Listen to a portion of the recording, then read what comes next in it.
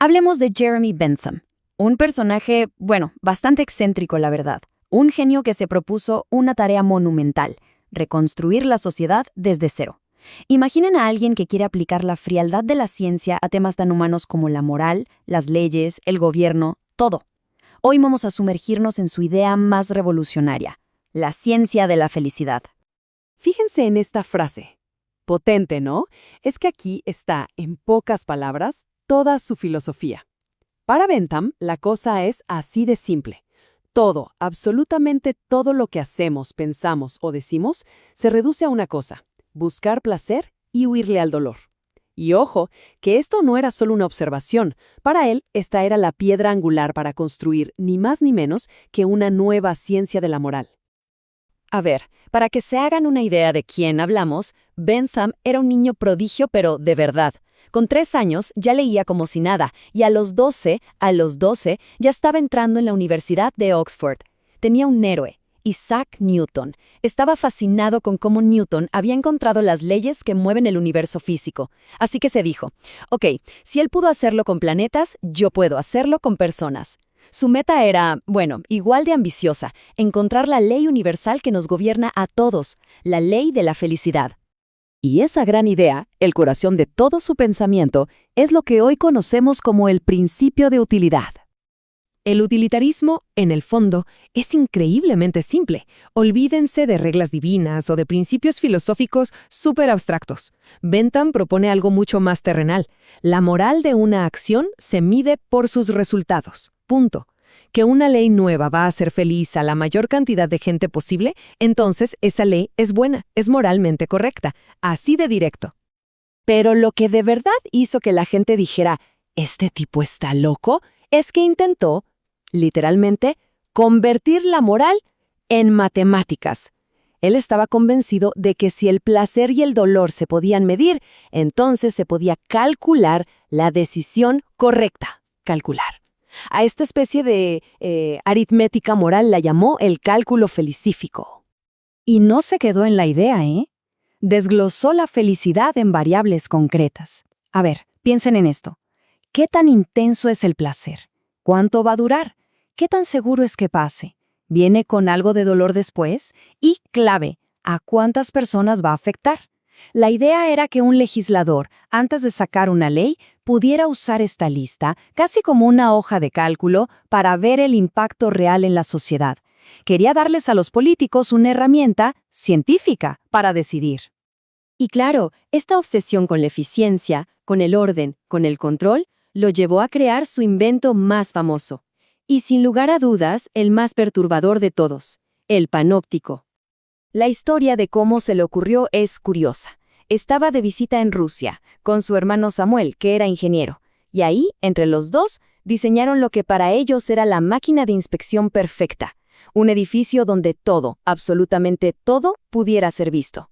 El nombre ya da una pista, ¿no? Panóptico, del griego pan, que es todo, y ópsis, vista, verlo todo. La clave de todo está en la arquitectura. Imaginen un edificio circular, como una dona gigante. En el hueco del centro hay una torre de vigilancia, y en el anillo exterior están todas las celdas. Gracias a un juego de luces y persianas, el guardia en la torre puede ver dentro de cada celda, pero los prisioneros, ellos no pueden ver al guardia. No tienen ni idea de si en ese preciso instante los están mirando o no. Y ahí, justo ahí, está el golpe de genio psicológico. El poder del panóptico no es que te vigilen todo el tiempo, es que sientas que te pueden estar vigilando en cualquier momento. Como el prisionero nunca sabe si el ojo del guardia está sobre él, no le queda otra que portarse bien, siempre. Al final, se convierte en su propio carcelero. ¡Tremendo! Bueno, Bentham se obsesionó con esto. Le metió años de su vida y un montón de su propio dinero para construir su prisión panóptica en Londres. Pero el proyecto fue un fracaso total. Y ese fracaso, irónicamente, lo cambió todo. Lo transformó por completo y lo convirtió en un demócrata radical. Entonces, la pregunta del millón es: si el diseño era tan perfecto, tan eficiente, ¿por qué nunca se construyó? ¿Qué fue lo que falló? Y la respuesta no tiene que ver con la ingeniería, sino con la política. Resulta que el proyecto lo frenaron en seco un grupo de terratenientes muy poderosos. ¿La razón? Simple. No querían una cárcel fea cerca de sus lujosas propiedades. Para Bentham, esto fue como un baldazo de agua fría, una revelación brutal. De repente entendió que a la élite que gobernaba no le importaba el bien común, solo les importaba proteger sus propios privilegios, lo que él empezó a llamar sus intereses siniestros. Y con eso, todo su optimismo en que los reyes o los gobernantes ilustrados iban a mejorar la sociedad, ¡puf!, se esfumó. Se dio cuenta de una verdad incómoda. El poder, si lo dejas suelto, sin control, siempre va a buscar su propio beneficio antes que el de la gente. Y eso lo llevó a la pregunta clave. Entonces, ¿cómo controlamos a los que nos gobiernan? Y aquí viene el giro de guión, que es simplemente genial. Bentham tomó la idea central de su panóptico y le dio la vuelta. Pensó, un momento, si la vigilancia sirve para reformar a los prisioneros, ¿por qué no usarla para reformar a los poderosos? La solución entonces era poner al gobierno bajo el mismo tipo de inspección total. Y de hecho, hay un detalle en su diseño original del panóptico que casi nadie menciona. Incluía una entrada para que cualquier ciudadano, cualquiera, pudiera subir a la torre de vigilancia cuando quisiera. Sin avisar, ¿se dan cuenta? El vigilante también sería vigilado, y no por su jefe, sino por el juez más importante de todos, la opinión pública. Aunque su prisión nunca se construyó, el fracaso del panóptico no frenó para nada a Bentham. Siguió produciendo ideas, y muchas de ellas hoy en día siguen siendo tan importantes y polémicas como en su época. Por ejemplo, en plena era de las revoluciones, cuando todo el mundo hablaba de los derechos naturales del hombre, Bentham salió y dijo que eso era un absurdo sobre zancos. Así, con todas sus letras. Para él, eso de los derechos naturales era un cuento, una ficción peligrosa. Decía que los derechos no están flotando en la naturaleza, que solo son reales si hay una ley escrita que los crea y los protege. Si no está en la ley, no existe. Al final, su legado es gigantesco y toca un montón de áreas. Miren, el utilitarismo es, básicamente, la base de la economía moderna y de cómo los gobiernos deciden si una política pública funciona o no.